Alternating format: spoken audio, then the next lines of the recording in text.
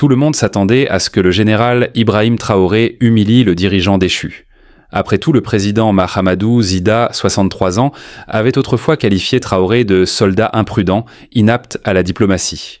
Aujourd'hui, alors que Zida était enfermé dans une prison délabrée en périphérie de Niamey, la dynamique du pouvoir s'était inversée. Des gardes murmuraient que Traoré venait pour se venger. Mais ce qui s'est passé ensuite a stupéfié même ses plus proches conseillers. Traoré est entré dans la cellule, a regardé son ennemi dans les yeux et lui a fait une offre, non pas une punition, mais une proposition susceptible de redessiner l'avenir de l'Afrique de l'Ouest.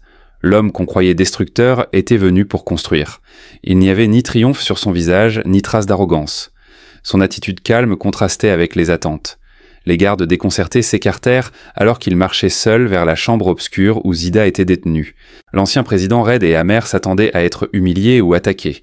Mais Traoré s'assit en face de lui et dit 5 mots que personne n'aurait imaginés. « J'ai besoin de votre aide, monsieur. » Zida cligna des yeux, certain d'avoir mal entendu. N'était-ce pas ce même homme qu'il avait méprisé lors d'interviews internationales, le même qu'il avait accusé de chercher la gloire par des coups d'État? Et pourtant, il était là sans accusation, sans rancune, seulement avec un projet.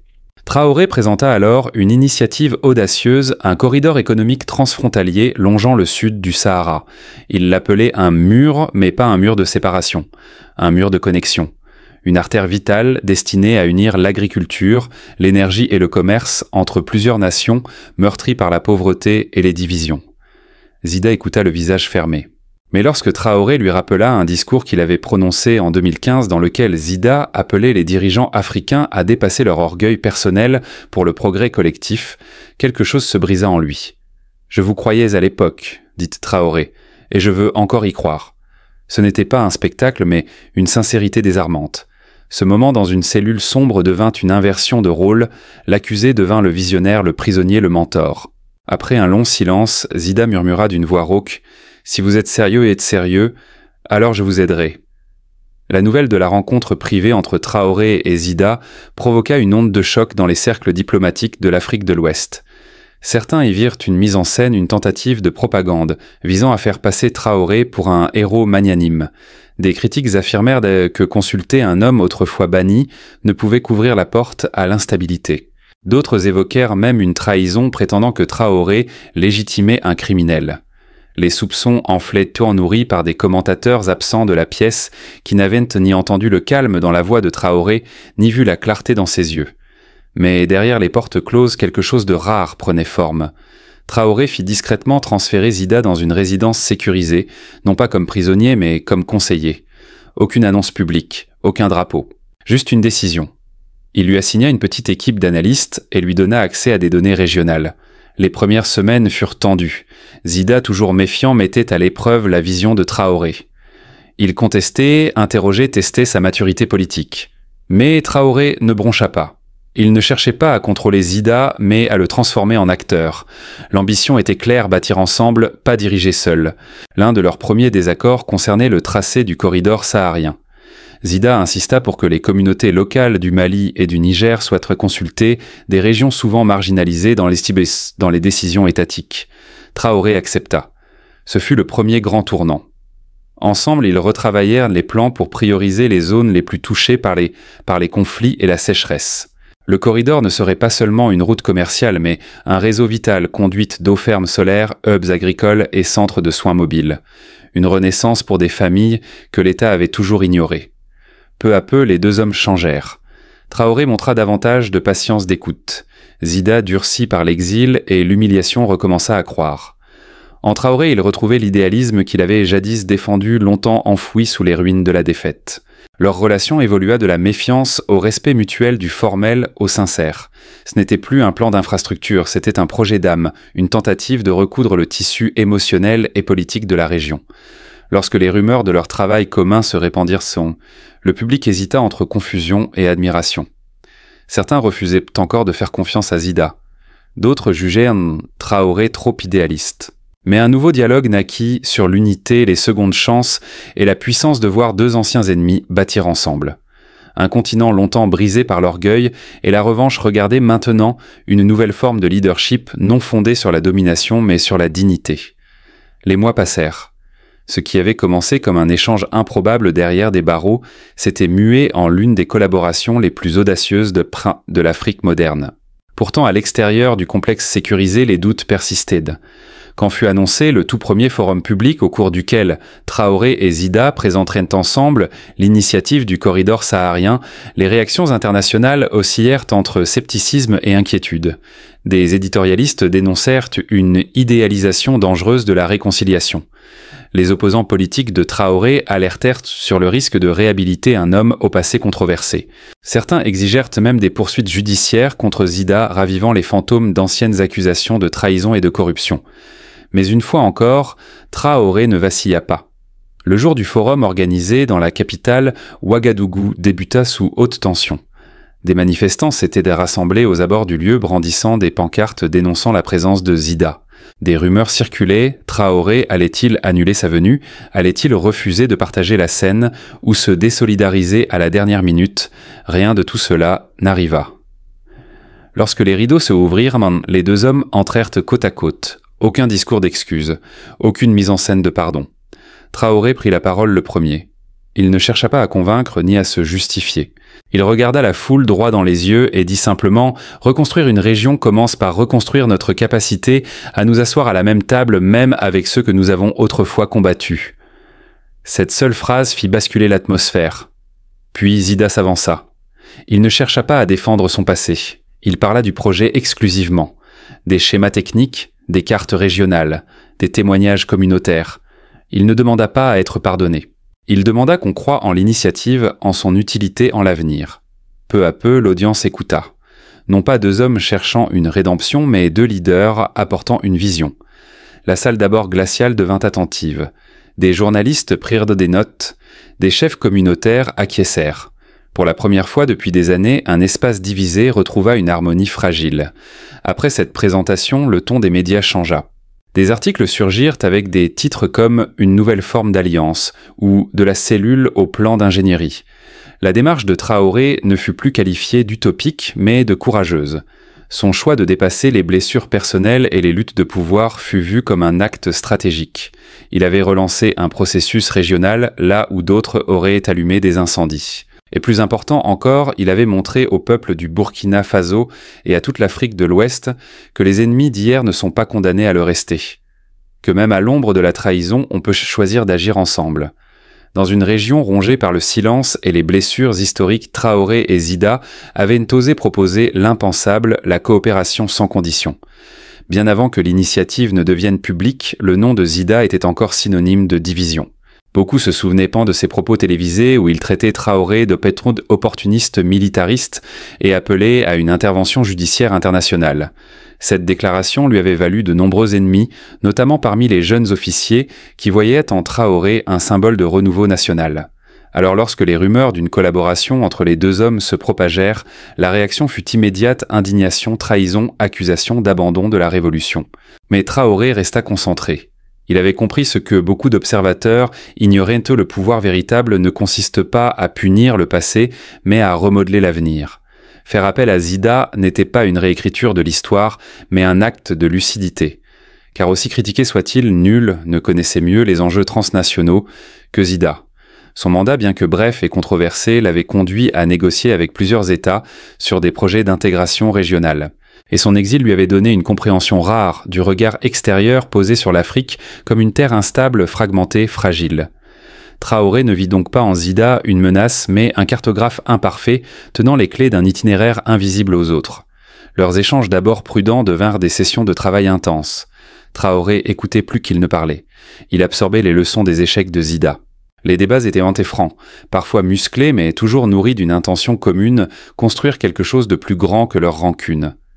Un soir, après des heures à réviser des stratégies d'irrigation transfrontalière, Zida s'arrêta pensif et demanda « Pourquoi étais-tu vraiment venu me chercher ?» La réponse de Traoré fut simple et tranchante « Parce que je sais ce qu'ils t'ont fait, et je sais ce qu'ils essaieront de me faire. Mais seuls nous tomberons seuls. » Cette phrase fut un tournant. Ce partenariat n'était plus seulement tactique, il devenait humain. Deux hommes marqués par la trahison, endurcis par la politique, se découvraient une confiance rare. Zida se mit à rédiger des mémos sous pseudonyme pour éviter la polémique pendant que Traoré, à travers ses discours officiels, injectait progressivement les idées qu'il avait s'emmûries ensemble. Peu à peu, les résultats apparurent. Dans les zones frontalières longtemps délaissées, des routes furent réparées. L'accès à l'eau fut restauré dans des villages frappés par la sécheresse. Les conseils locaux furent enfin consultés. Personne ne mentionnait Zida publiquement. Mais ceux qui travaillaient sur le terrain savaient. Ce progrès était né d'un pari fou, une alliance forgée dans l'ombre entre deux anciens ennemis, décidés à ne plus répéter les cycles de haine. Le véritable point de bascule survint lorsqu'un foyer de tension éclata près d'un axe commercial stratégique au Niger. Des groupes rebelles marginalisés depuis des décennies s'affrontèrent avec les forces de sécurité autour de l'accès à certaines terres disputées. Dans le passé, un tel conflit aurait dégénéré en une spirale de violence de plusieurs mois. Mais cette fois, quelque chose changea. Traoré ne répondit pas avec des tanks. Il n'envoya pas plus de soldats. Il envoya des négociateurs, mais pas n'importe lesquels. Ils arrivèrent avec des cartes, des chiffres, des projets. Ils apportaient une vision. Et surtout, ils portaient une proposition concrète, un plan de développement régional qui réintégrait les populations locales dans la construction du corridor. Ce plan soigneusement élaboré incluait des investissements dans l'agriculture, des écoles mobiles, des infrastructures solaires, mais il était surtout façonné autour des revendications réelles des tribus. Et ce plan. Il avait été coécrit par Zida à partir des leçons douloureuses de ses propres échecs diplomatiques d'il y a 10 ans. Et contre toute attente, les chefs rebelles acceptèrent d'en déposer les armes. Ils autorisèrent l'expansion du corridor sur leur territoire. Ce moment fut salué par les observateurs internationaux comme un petit miracle africain. Mais ceux qui étaient vraiment au cœur de l'opération savaient que ce n'était ni un miracle ni un hasard. C'était le résultat d'une décision politique rare, écouter le passé, apprendre de ses erreurs et refuser d'enchaîner les représailles. Ce fut là que s'affirma la vraie force du leadership de Traoré. Pas dans les discours, pas dans les démonstrations de pouvoir, mais dans un choix discret, difficile et radical, transformer la trahison en alliance. Ce qui avait commencé dans une cellule sombre entre humiliation publique et menaces judiciaires était devenu l'une des stratégies politiques les plus singulières de l'Afrique contemporaine. Personne n'aurait prédit que le président Ibrahim Traoré ferait d'un ancien ennemi l'architecte silencieux du renouveau régional, et pourtant il l'avait fait. Il ne s'agissait plus de penser les blessures du passé. Il s'agissait de construire avec elles. Lorsque les premières images satellites du chantier du corridor saharien furent diffusées dans les médias internationaux, peu y crurent. Une bande de terre nettoyée, traversant des frontières jadis ravagées par la guerre, cela ressemblait à un rêve, ou pire à un montage politique. Mais sur le terrain, dans les zones que même les gouvernements avaient oubliées, le changement était réel. Dans le nord du Burkina Faso, dans le sud du Mali, de petites villes autrefois figées, dans le silence se mirent à bruisser d'une énergie nouvelle.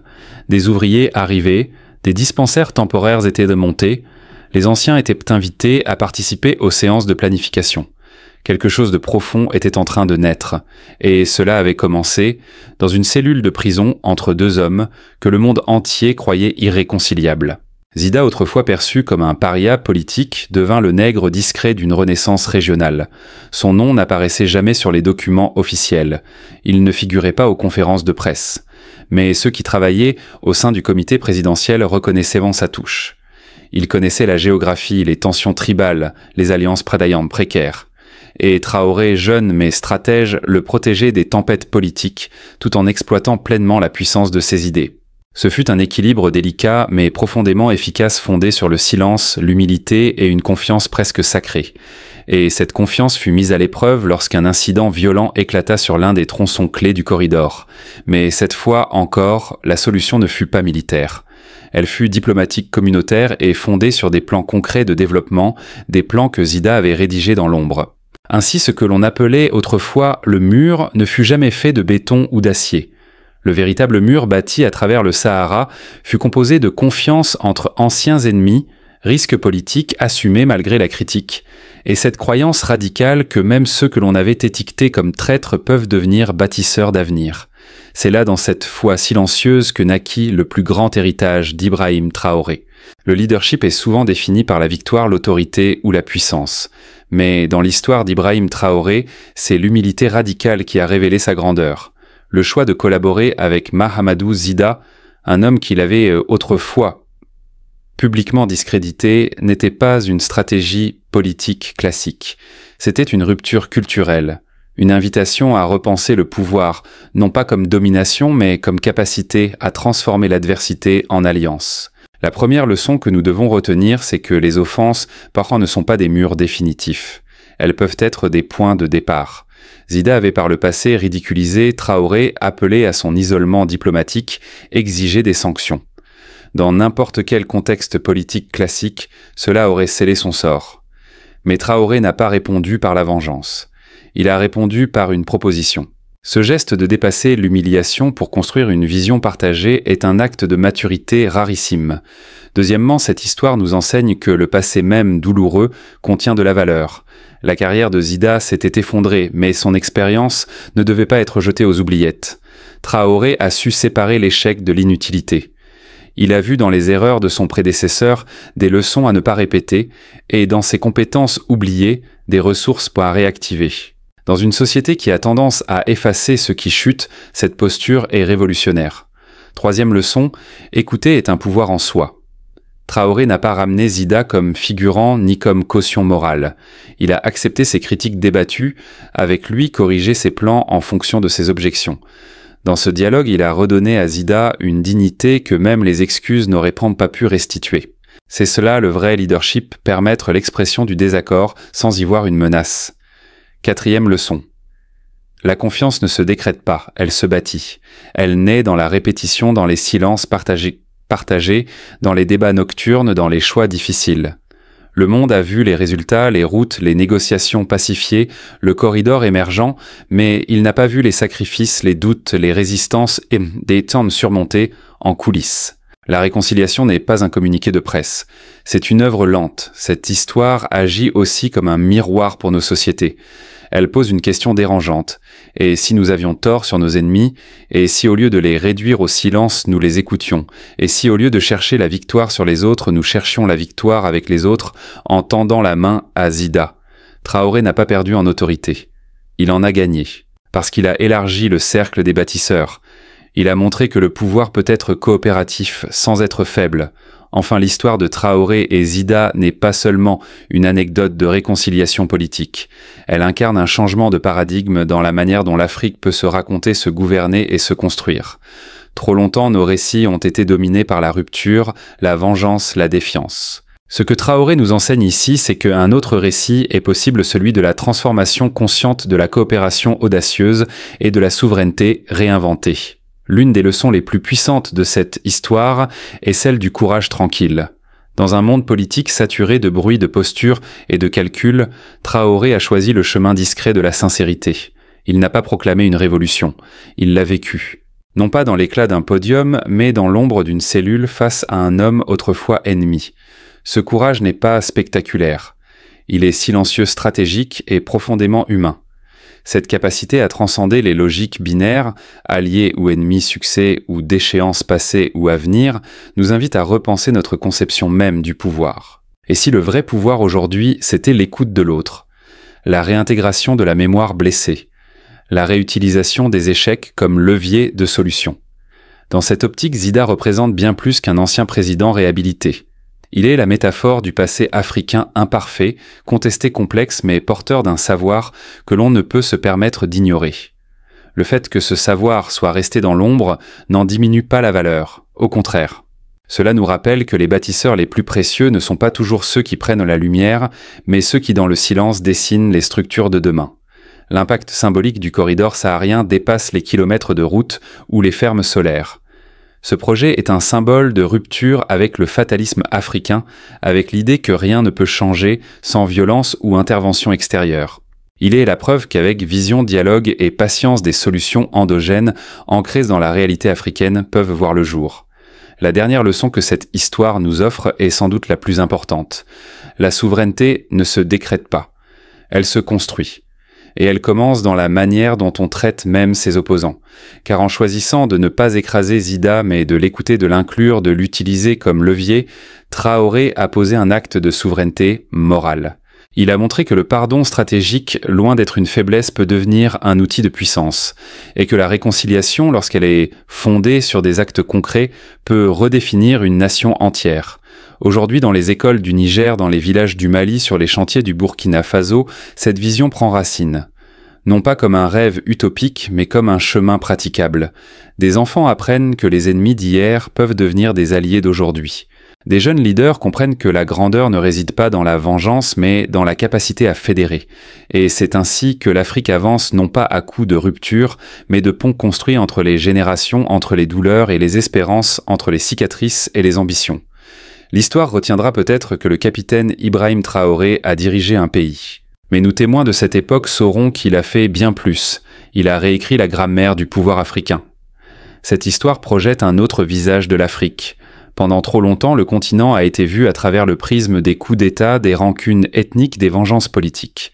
Mais là, nous avons vu un jeune président refuser de rejouer le même scénario. En bâtissant un mur de connexion à travers le désert, à travers les blessures, Traoré a posé un acte symbolique. Ce n'est pas en oubliant le passé qu'on avance, c'est en l'invitant à la table de l'avenir. Et cette leçon n'est pas réservée au président. Elle concerne chacun de nous, dans nos familles, nos quartiers, nos institutions. Sommes-nous capables de revoir nos certitudes? Sommes-nous prêts à faire confiance à ceux que nous avions exclus? Le jour où Traoré est entré dans cette cellule et a dit « J'ai besoin de votre aide, monsieur », il n'a pas seulement surpris Ida. Il a ouvert une brèche dans l'histoire, car diriger ce n'est pas parler plus fort que les autres, c'est bâtir des ponts là où il ne reste que des ruines. Et c'est cela la grandeur invisible d'Ibrahim Traoré, non pas effacer les cicatrices, mais construire avec elles.